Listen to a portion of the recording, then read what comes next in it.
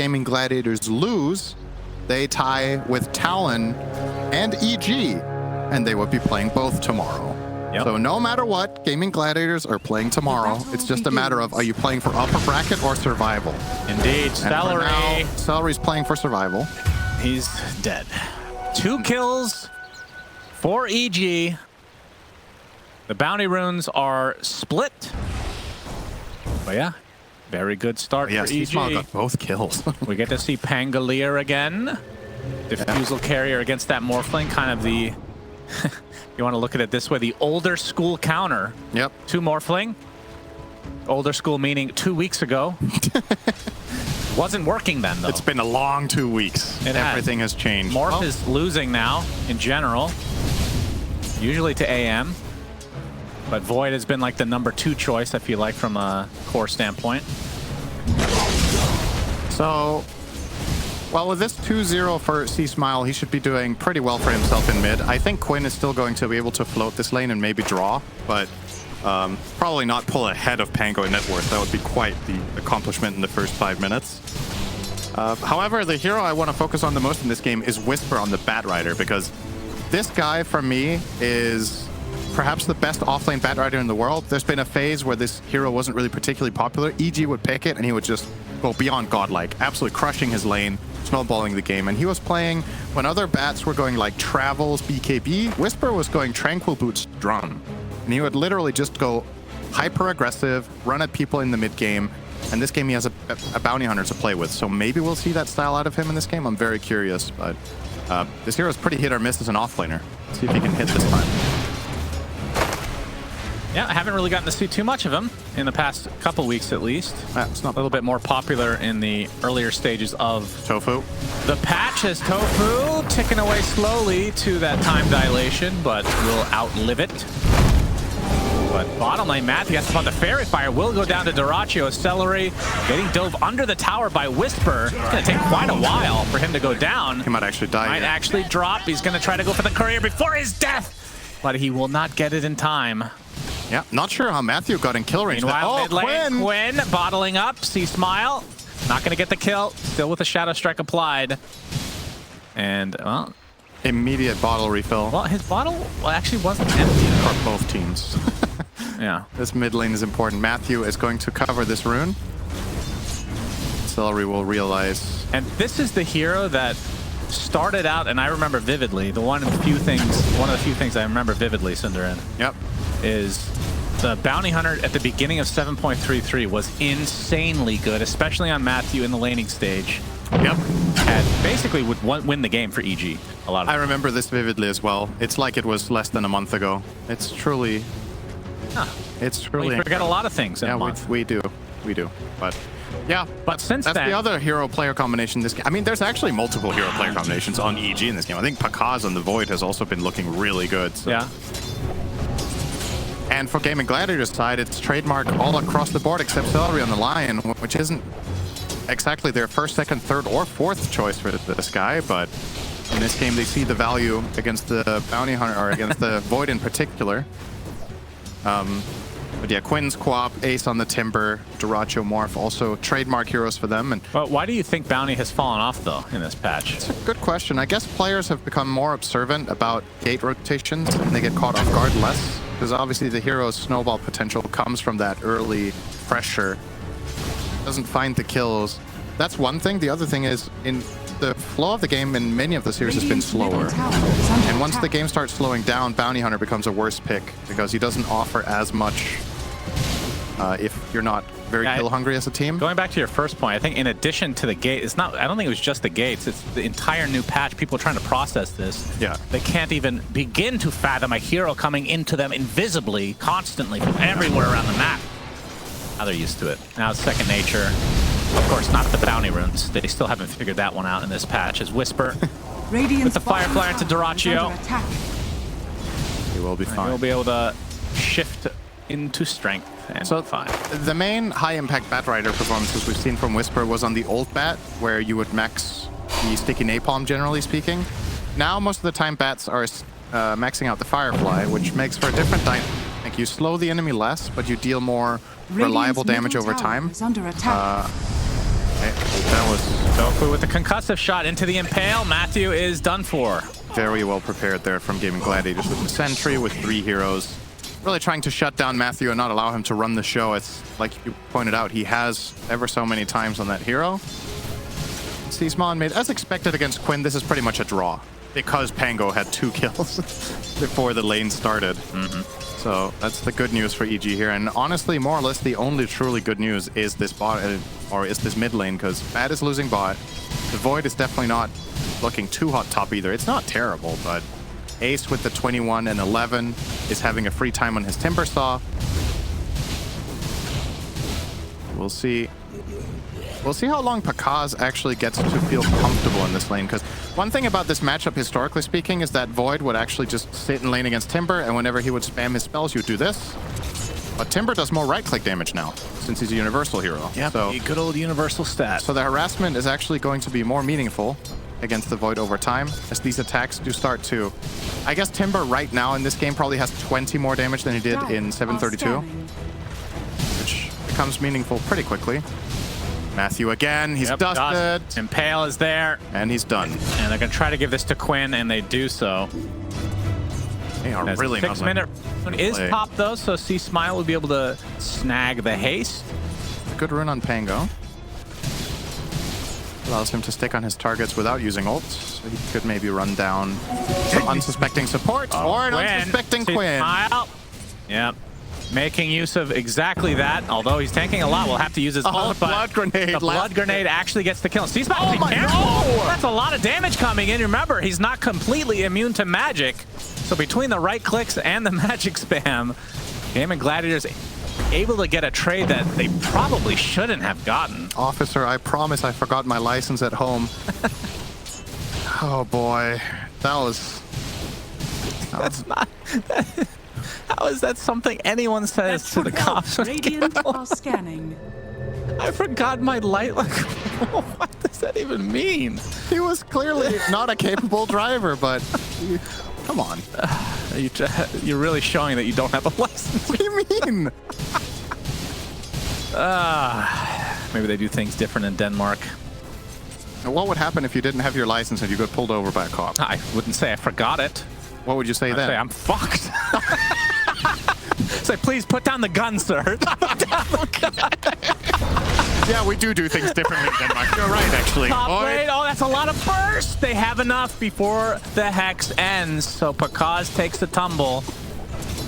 Please, officer, lower the firearm. Oh my God.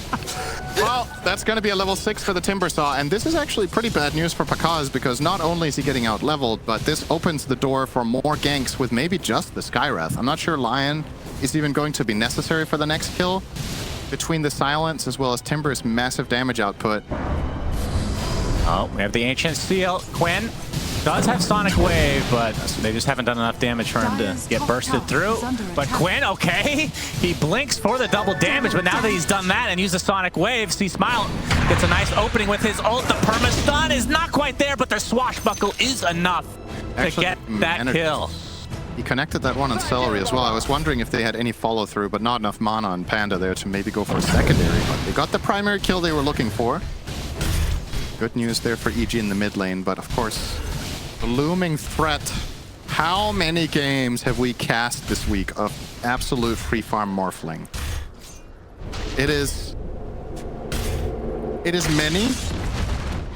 Yes. And it will be one more after this game. The question is if EG have the tools to deal with it.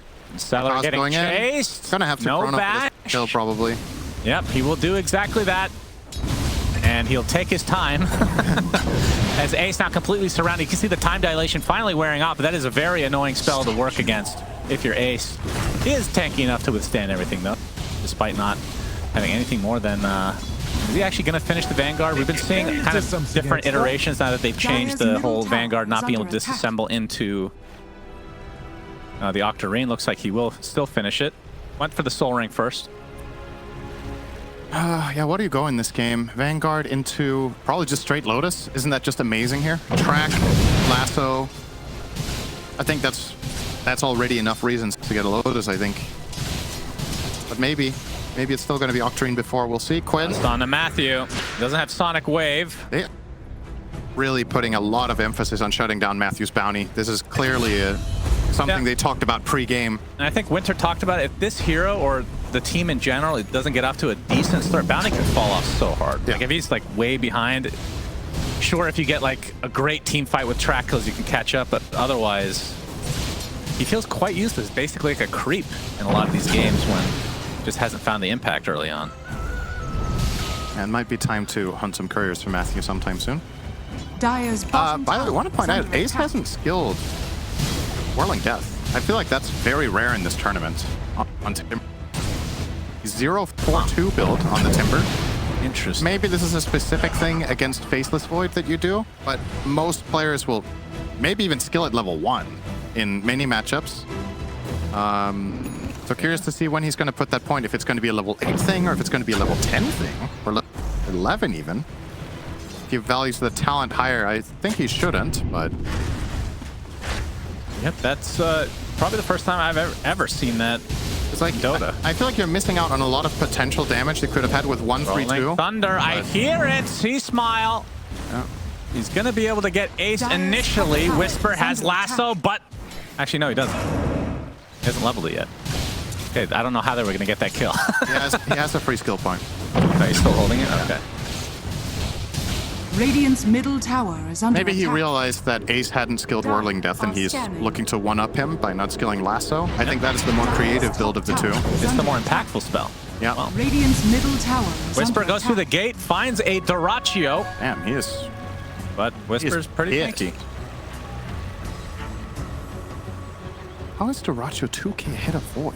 That's after getting first blooded. It's 30 CS. I mean, it kind of checks out. Dire's 30 top CS tower and is the under kill attack. score. But EG have more Radiant. bounty runes. Yeah. Very good. The narrative is Easy peasy. back to Dire favored on the runes here. This is a fast diffuse on Pango, by the way. Well, they do have a bounty hunter as well. That's one benefit. You have this guy Yeah. roaming around constantly, Very so good you for will be bounty. getting those bounties. Fun fact, actually named after that hero. No, I think the hero was named after the bounty. No, he invented the rune. Sure. That wasn't on the Jeopardy. You wouldn't know what was on the gem. I don't remember anything. Clearly, that is... You also didn't remember anything during the game. Cause Cause in the trees. He's gonna get the Chronosphere off. stolen Find chakram. themselves, yeah. We'll get Crown's first. Okay. And Finger of Death, the beautiful turnaround as Celery was hiding in the trees the whole time. They do get Tofu, but definite favor going the way of Gaming Gladiators. Panda will fall as well. See Smile left all alone, but Whisper has come. Still, okay, finally levels Lasso, and just as he does, he gets an hit up and bursted to the ground as dyrachyo now with the triple kill. Now they're chasing C-Smile. I don't think they can go any further, though. And he did skill it finally, Cinderin. It has 2 levels, in fact. Yeah, that was a big part of the combo there, that he did put the point into it, so they took the fight in the tree line. It massive damage on that burst through. Batrider didn't get to play. So this chrono is actually pretty good from Pakaz because you know he's getting flanked by the lion, so if he doesn't do this here, he's just going to die with nothing getting off, but Panda didn't have quite enough in the tank to get the kill on Tofu initially. Yeah, he saw Celery, right? I thought he was going to run to the other side of the chrono, like the outskirts, so he wouldn't get stunned by Celery. I think he had the opportunity to do that, potentially. And then this from Radiant Whisper shows up, structures are fortified. it's spotted by Lion, and then, Dire's structures yes, are fortified. the rest was not safe Okay, for work. Pakaz dies to Quinn's Sonic Wave. Screams out of joy in the river. The Ancient Seal is amazing. It's godly, this game. Absolutely amazing. I love Tofu maxing it here as well. I think he's recognizing that any teammate he combos up with really benefits from this a lot, I guess aside from the Timbersaw. But yeah, either with Quinn, with dyrachyo, with Celery, it's making the difference. This massive amp, the long silence on Bat, Pango, and Void is just incredible. Dire's middle tower Maximum is under value attack. here. dyrachyo, in the meantime, is just having the freest game ever as they're dominating the map. I mean, the good thing about Gaming Gladiators lineup, they have so much burst. And if you look at EG's lineup, they're not particularly tanky. Like, a lot of them rely on their skills to be tanky, like the Time Walk or the Shield Crash. Otherwise, like, all 5 of these heroes can be bursted. Whisper probably the tankiest of them because he picked up a Vanguard. Yeah, and we were talking about Whisper's like history on this hero of being dominant. Maybe you can't really go for that build very much anymore as an offlaner. I figured if we were going to see it, it would be him. But he's also sticking to the stock standard Vanguard Octarine build on Bat. And it's a bit slower, and it makes me like the pick a little bit less for EG, because I think his absolute biggest strength from this hero comes from the snowball aspect, but I guess they just recognized they couldn't do it in this game with the lane matchup they had. Matthew finally level 6. This could be their first track kill. It is. But Salary deletes Matthew first. Dire's middle He's still tower tracked, is has to under worry attack. about his alter ego stealing the ult, and Ace runs out of mana thanks to the defusal from C Smile. So they did get attracted. Yeah. Dire's Hey, a bounty bottom rune tower for the is under Radiant. attack. Oh. He Dire's stumbled upon it. This was not structures are deliberate. fortified He walked or up there to scanning. ward, and he was like, oh, raid. Your Radiant, you can also find these. Dire's middle tower is under attack. Looking very good for the Dire's gladiators middle right now. tower is Oh, under another attack. combo. Smile. Mystic Flare's enough. Ancient Steel setting up so many kills, and the fact that you just have 2 supports that can get kills by them just with each other. You have one Yep. stun with a Hex on top, and Tofu can take care of the rest. And even the Finger of Death for more burst. Here. He's not going to be able to get this D ward, but he knows it's there now. So yeah, that's the exact part of why Skywrath is so good in this draft, is the pairings. It makes such a huge difference for you to play with these kind of heroes. Racked up. Whisper with the Flame Break. Gets the Ancient Steel off onto the bounty, but Tofu will finally go down. Almost died to the Dire's Wild Wing there. That bottom would have been tower is disaster. under attack. Still on Nerf Spike. Chrono. Dire's Chrono bottom with a tower swashbuckle is from under afar. They're focusing on Quinn. Time dilation as well. Flame Break. That's enough. Despite popping the shield rune, they actually killed him 1.5 times there. Got him down. Dire's top tower is under attack. Wait, shield rune gives you 50% of current health on activation, right? Not of max health. I watched that Jenkins DHL video. I think that was a pretty weak shield. I don't think that was a half max HP shield there. Radiant's middle tower There. is Hey, under look at that. attack. 50% max HP. No way. Can we get a replant? How the hell did they kill him through that? Because it looked like it was going to be close without the rune, and then he got the rune off and still died. Dire's bottom tower is under They don't attack. have a dispel. Huh. All right, let's watch it. So, Oh yeah, look at that old. They still haven't added a particle to track. It's wow, that still kill out the- just disappeared instantly. Do they have a dispel on their team? No, they must have just done some insane damage that I didn't notice there, but they got through it. All right. All right. Nice kill for EG there. Well worth the chrono. Track still uses Alchemist's acid bottle as the projectile. That's Yeah. insane to me. After all, I think Harpoon still shoots out an error message yeah, as its projectile. that sounds right. And Morphling's still in the game. Yeah. that model. Radiant are scanning. After that blog post, sounds like that one's never getting. That one's with us till the end. And an error in itself. Yeah. Hero. So you smile. It's off the shield crash. Oh, but they're gonna find a Batrider instead. Is the Mystic Flare? Okay, they used 3 ults to kill him. Let's see if that's worth it. Dire's The ult from C Smile does net them a support in the form of Celery as Ace onto the high ground. Not really afraid of anything as Matthew stumbles right into most of Gaming Gladiators and is gonna pay. As it sounded like the Rubick stole Sonic He Wave. did. Used it on the morph, but not nearly enough. Dyrachyo chasing Panda now that he has a lot of strength stolen. Radiant's middle tower And that's one is thing that under we've attack. seen consistently is when Morphling is picked, Rubick is going to be on the other team. Also a very old school counter. Well, I wouldn't even call it a counter, but Not really. It's just a good matchup. I guess that's the way to put it. You're not beating out Morph, but he's making your game better. but Rubick in theory is good against Morph because of that, plus the Fade Bolt being percentage-based damage mitigation or Maybe attack you could call it a counter. I guess the counter feels like, I don't know. A bit It's extreme, maybe. Matthew, they just respawn, going to die, but there's the lasso. Dyrachyo is fine, making this more exciting than it should be because it is a Morphling after all. No misclick for Dyrachyo. There's the Hex. Coming out from Celery. Mystic Flare as well. That's enough to burst down C Smile. And another silence, this time reserved for the tanky Rubick. Not tanky enough this time around. Picasso, he wants to fight. He gets Hexed. they have enough to actually burst him through. And he's going to get silenced, and he will be bursted through. So Pakaz with an interesting decision to join the fight after 2 of his teammates had already died. He time walked in and started his chrono animation, then he canceled it because he didn't like the cast that he was going to get, and then he didn't get to play his hero afterwards. Hex into Earth Spike into Skywrath Silence. Just too easy here for the Gladiators, and just really loving their draft in action. They're just playing super aggressive. They're not letting EG set the pace of the game. They are willingly non-stop fighting into Bounty Hunter, which is usually what this hero wants. Like, he wants to take scrappy fights. He wants to trade kills away so he can get the track running, but the trades are just way too Gaming Gladiators favored. This Batrider, I said to look out for this hero in the game for Whisper if he was going to come up big or not, has just really not impressed this game. Hasn't been able to really find much. A couple of his lassos haven't even led to kills. And maybe part of the problem for EG is he's going to follow up really good enough, because usually what you draft sort of burst, right? So that when you lasso, you kill the target, but they don't have burst. They have a Fade Bolt and a Swashbuckle. On the other side, like, let's say Batrider was coupled with a Skywrath this game, then all of a sudden you lasso someone, you full Skywrath combo them, and they die 100 to 0. You would be able to kill the Queen of Pain. You would be able to kill the Morphling, even if you caught him off guard, but their heroes just can't get it done. Gaming Gladiators are going to keep ramping up big items. Kaya Sandra and Quinn, they've got they just completed something more, I believe. What was it? So the Lion just grabbed his dagger before that fight. The Timbersaw has Lotus and almost an Octarine now as well.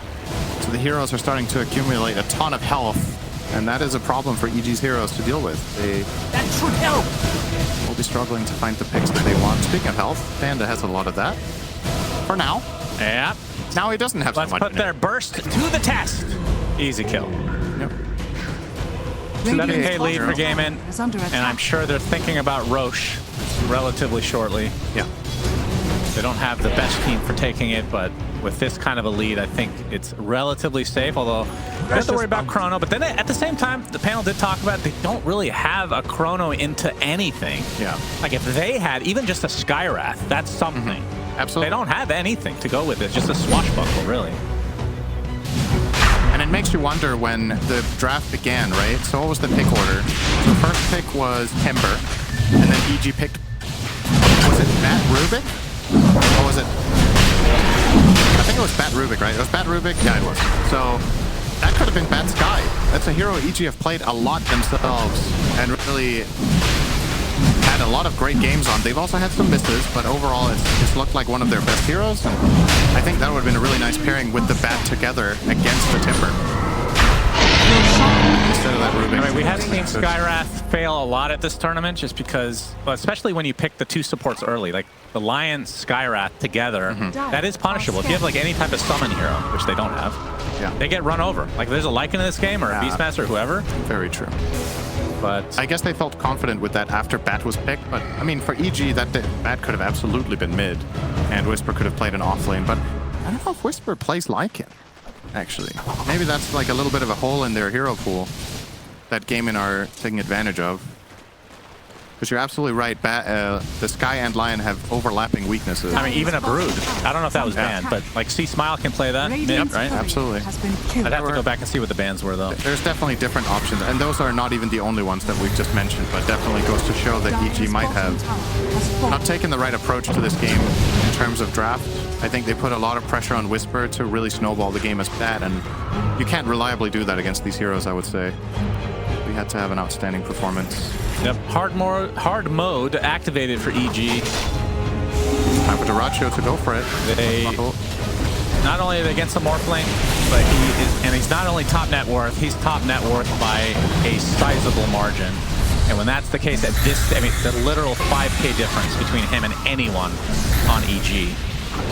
Very, very difficult. They are draining his mana with each successive swashbuckle. But okay. Whisper pops the BKB. Lotus. The Lotus reflects Whisper's ult, so that's going to come to nothing. But can they burst through dyrachyo to get this Aegis? And see Smile. He's going to get ulted by the Sonic Wave and then the finger right after. That feels just awful. I love that play from dyrachyo. I feel like so few players would make that call there. He literally just walks into them on 20% health just to tank spells. Like, he just ran in front of them to provide a wall for his teammate that was in danger, because he has the Aegis and it's expendable, and ends up tanking Chakram from the Rubick, ends up preventing them from connecting on the kill, and then C-Smile is stranded and gets taken out. Just beautiful. He's really willing to go in for his buddy there. Yep, Stellar gets the opening. Turn here with Ace. Yeah, Panda looks to be dead. Does get off a telekinesis and a quick chakram, but dyrachyo lives through it quite easily. And now Matt's in trouble. He's looking for a potential chrono. Into what? I don't know. We'll find out. dyrachyo. I mean, EG are wasting Gaiman's time a bit. Right now, you could be going for these objectives. They had an opportunity to go for EG's Tormentor as well a while ago. But they'll settle for the tier 2 mid. And dyrachyo still with a good amount of time left on that Aegis. Over 2 minutes still.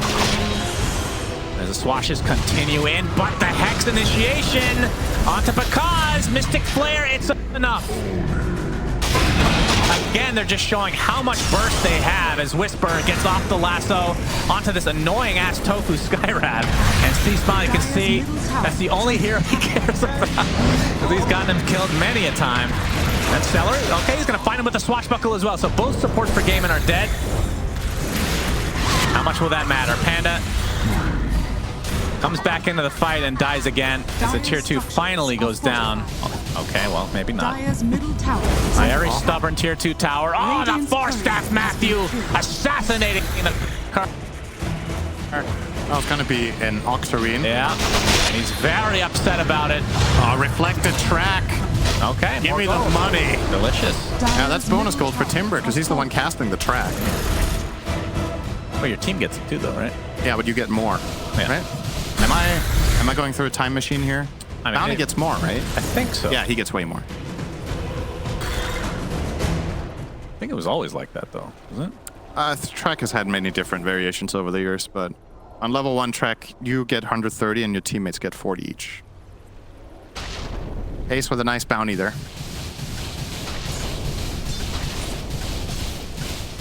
Well, only 40 seconds left on the Aegis. I don't think there's much more that Gaming Gladiators can take with it. dyrachyo gonna farm the enemy triangle, although there's a smoke here from EG, and the finger into adaptive deletes Matthew. So no track kills are coming for EG. They just shut down that 5-man smoke with 2 members without breaking a sweat. We haven't really talked about this in this game, but Celery got a pretty fast Blink Dagger on the 5 Lion, and it's really been instrumental in a lot of these moves they've found. He's just been very, very aggressive, very confident in going in front, knowing that his cores can follow up really easily. And you see, this is faster than the patch average, and this is a 5. So that makes it even more impressive, because a lot of the games that you're seeing here have been played by a 4 Lion. This game has been outstanding, and a lot of it comes down to the 3 or 4 or even 5 kills they found on Bounty Hunter early game with Sentry Rewards.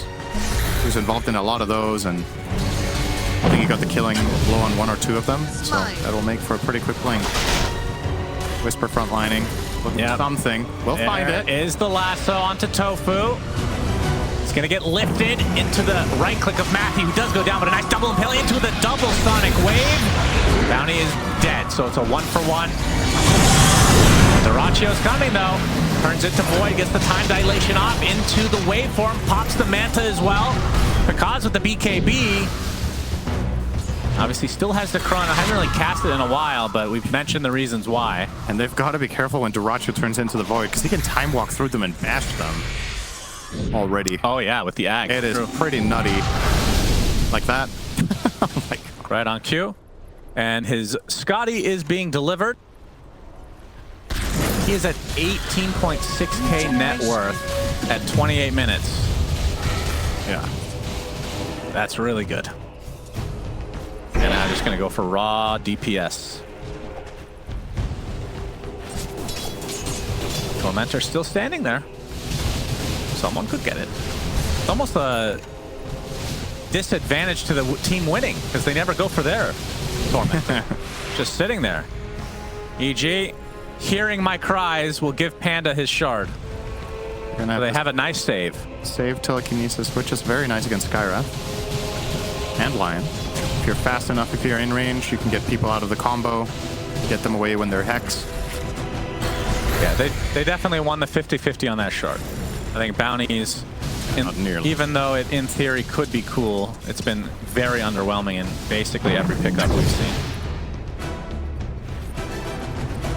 And for the other side, Gaiman, so it's between Lion and Skywrath. So you get the tankiness if Skywrath gets it, and you get the mana drain talent, or not talent, it's an old talent, kind of, right? Wasn't it like a 20 talent or something before? The mana drain magic immunity? No, not that.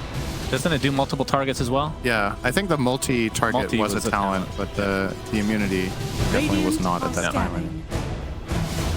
That one, not particularly great. There's not really any illusions. Oh. Accelerate, finding himself a bounty hunter. Somebody's coming through the gate. Oh, it's dyrachyo. Like a free kill? Would you? Well, he's making them work for it. You like free kills? Good. Oh! Sounds like Caps casting an SPG the other day.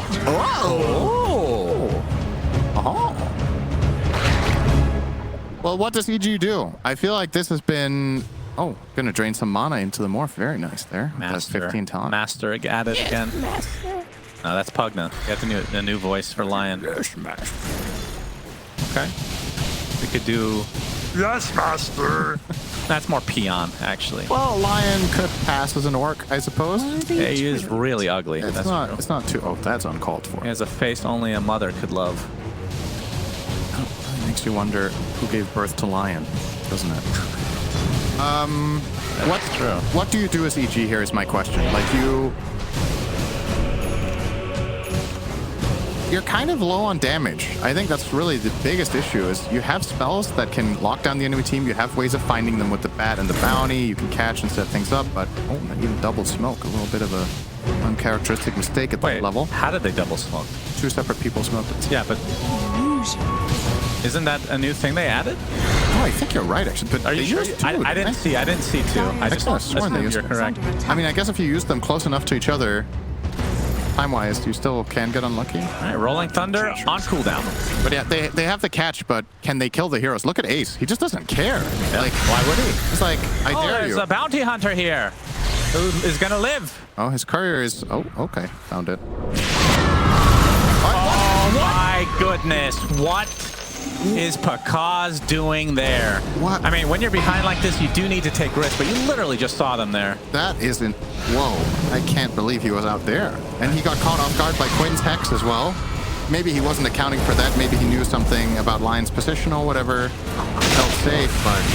Yeah, 45 seconds. No buyback. Double impale, but there's a counter initiation onto Celery. The load is now applied, though. Looks like he's going to live through it. Nope, the swashbuckle does delete him. He's going to buy back in the game. He wants to finish this now, as dyrachyo is very, very deep. Not going to go any further with those illusions. Yeah, and they need him to hit the tower here, so this push is meaningful. So he's the only one that can do that. Yeah. Life stealing a decent amount off the wave. But with the Hex, not too impactful. Trying to target this melee Rax with 10 more seconds on Pakaz, but they will play it safe. That is the second fortification. Roche up. Yeah, that is true. I love the Hex on Quinn here. I think a lot of Queens we've seen have really prioritized getting more and more damage. Quinn bypassed the Witchblade this game that we've mainly seen Quabs get, and instead he opted for the BKB so he can stand his ground better and has a solution for the time dilation, which is usually a huge thorn in Quab's side. And then he's itemized the Hex. He knows the team has enough damage. We've seen plenty of examples of that all game, so he doesn't need to worry about that.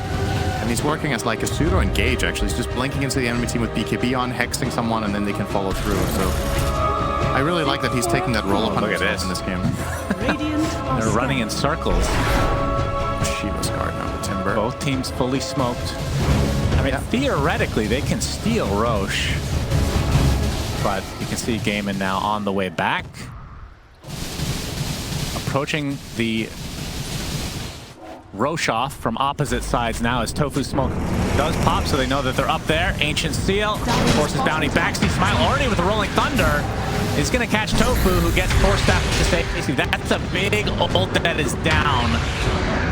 Does get a couple stuns, but nobody is near him. And now he's just going to get silence and kill him. I mean, that's the one thing that you can't do as a Pango. You can Ancient Seal him during Rolling Thunder, and then when he's out of it, he's silenced. He can't do anything without a Dispel. And EG get punished. Oh, Can they get more? Pakaz gets hexed, and now they're targeting of him with every ult at their disposal. Sonic Wave now onto Whisper. And that is just an ugly engagement for EG. I mean, I wouldn't be surprised to see them call GG here, but they're actually still sticking in there. Pakaz has been hard countered. I think this might be... I was going to say it's his worst game of the tournament, but it's not, because we cast that one. That was his Terrorblade game where he died 7 times at level 5 or something. Yeah. Got absolutely destroyed by PSG in that game, but this one might be the second hardest game he's had. Every time he's looking for anything, just gets caught by a Hex into his talents and gets burst 100 to 0. EG, their only save is the Rubick telekinesis, but he wasn't in range.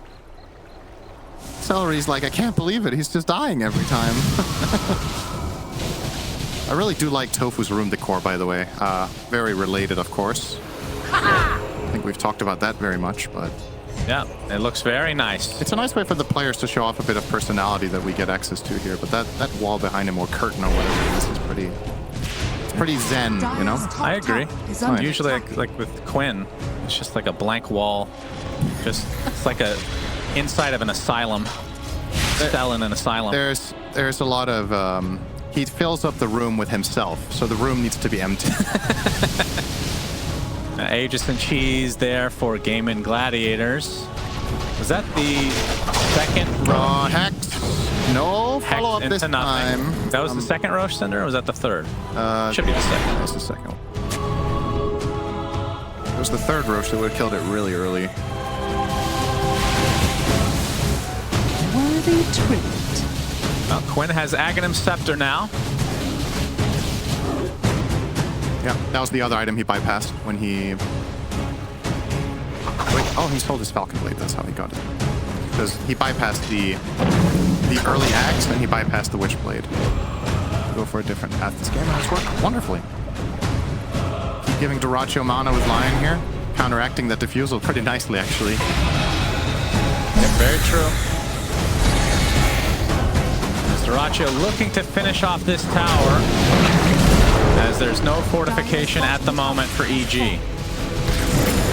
And all you got to do as gladiators now is to not get fat chronoed, so spread out, keep a good position. Throwing everything they can at dyrachyo. Of course, with that second life, very tough. dyrachyo with the Manta, there's the initiation, lasso, but he gets off the attribute shift in time. Still Lotus Supply, he's still getting quite low. Do they have enough damage? Pakaz not really interested in taking part of this, and dyrachyo just casually waveforms back. Now the Hex onto Pakaz. Holy. He time walks most of it off. That was like one silence and Timbersaw spells and a little residual damage. There was no Skywrath ult, no finger there. Absolutely killable. dyrachyo, a little bit of inventory magic. Yep. Very fine. Morphling special. He's offering himself up, but he has Lotus and Cheese, so they have to kill him in chrono. Basically the only way they deal with this guy, now that they don't have lasso. dyrachyo. Yeah, he wants to get the time dilation off. Waveforms back towards the buildings. There's the lasso initiation onto Ace, but he actually eats the cheese really early. Either way, he's going to live. Back row protection kicks in temporarily, but this is going to be a second barracks for Gaiman. Eventually, we're going to have to see this Chronosphere, but I'm sure Pakaz doesn't want to use it until that Aegis is gone. Just for a last-ditch effort, but that's 2 barracks. They still have a minute 30 to go.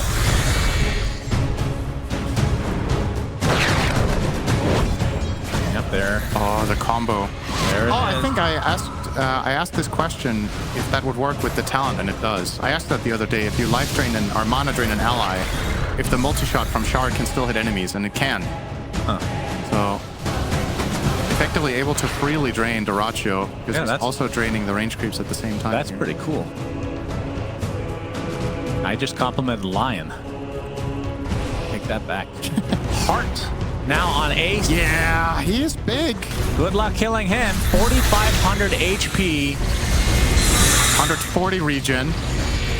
Yeah, 60 armor. Only 60, huh? Could be worse. Oh wait, no, it couldn't. But seeing Timbersaws not really go for Ag since it's dispellable for some reason. People gave up on that one. Their 3 tower down. And I think EG, still 30 seconds. Can they delay this or just take out the Aegis finally? As there's the lasso onto Celery. He gets bursted down, no buyback. We cannot rejoin this fight. Makas is used to BKB though a little bit early. He's being left vulnerable soon. Yep, dyrachyo still. Oh, there's only 10 seconds left on the Aegis. So this could be a good time for EG to go in. The chrono on him right now might be worth it. Makas gets silenced up and bursted to the ground. Not a chance to do anything. Yeah, you need your GG's BKB there. called. He just gets blinked silenced by the Queen of Pain Shard and bursted in half a second. Gaming Gladiators. Beautiful game, really. That young man died at the beginning of the game. Yeah. And then beat everybody by himself. Nobody else was